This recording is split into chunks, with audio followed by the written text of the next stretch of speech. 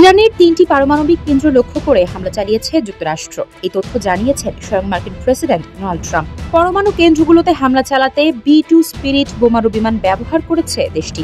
স্থানীয় সময় শনিবার রাতে মিজৌরির হোয়াইটম্যান বিমানঘাঁটি থেকে গুয়াম দ্বীপের দিকে উড়ে যায় ৬টি B-2 বম্বার্স।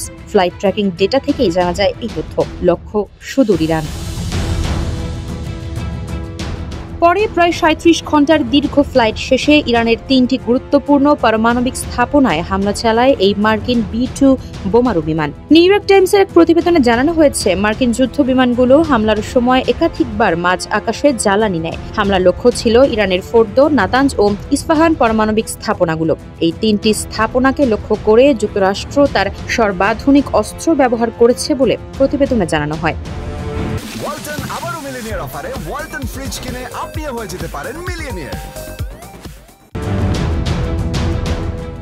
এই অভিযানে যুক্তরাষ্ট্রের B-2 বোমারু বিমানগুলো ব্যবহার করে মাদার অব অল বম্বস নামে পরিচিত GBU-57 বাংকার বিধ্বংসী বোমা, যার প্রতিটি বোমার ওজন প্রায় ৩০,০০০ পাউন্ড। একটি B-2 বিমান নাতাঞ্জ কেন্দ্রে ২টি বোমা নিক্ষেপ করে, আর ফোর্দো স্থাপনায় ছোড়া হয় ১ ডজন বোমা। এছাড়া ইরানের নাতাঞ্জ ও ইস্পাহান পারমাণবিক স্থাপনাগুলোর দিকে মার্কিন নৌবাহিনীর সাবমেরিন থেকে ছোড়া হয় অন্তত ৩০টি TLAM ক্রুজ ক্ষেপণাস্ত্র। কর্মকর্তারা বলছেন, এসব হামলার উদ্দেশ্য ছিল ইরানের পারমাণবিক সক্ষমতাকে স্থায়ীভাবে ধ্বংস করা।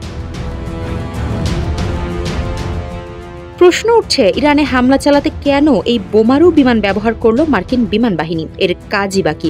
সম্প্রতি গণমাধ্যমের নজর কেড়েছে এই বিমান। বলা হচ্ছে, ভারী বোমা, বড় আকারের অর্ডিন্যান্স পেনিট্রেটর বহনে সক্ষম B-2 স্পিরিট বম্বার্স।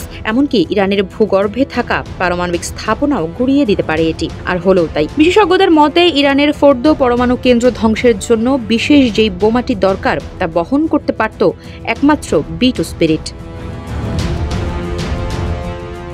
এই বোমারু বিমানের পুরো নাম নর্থ্রপ B-2 স্পিরিট। একে স্টিলথ বম্বার নামেও ডাকা হয়। এর বিশেষত্ব হলো এটি সহজেই শনাক্ত করা যায় না। এছাড়া বিমান বিধ্বংসী ব্যবস্থাও খুঁজে পায় না এর অস্তিত্ব, আর তাই সহজেই ধ্বংস করা যায় না এগুলোকে। একে চালাতে ২জন পাইলটের দরকার হয়।